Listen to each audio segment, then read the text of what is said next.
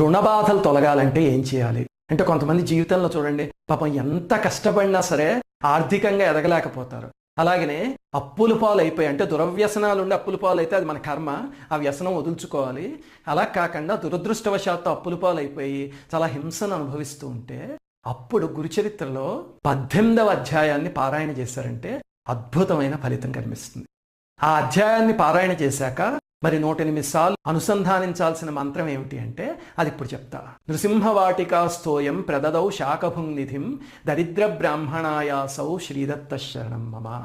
ఈ శ్లోకాన్ని అనుసంధానం చేస్తూ ఆ పారాయణ చేయాలి. అలాగే దీనికి అనుసంధానం చేయాల్సిన క్షేత్రము నర్సోబావాడి అనే క్షేత్రం.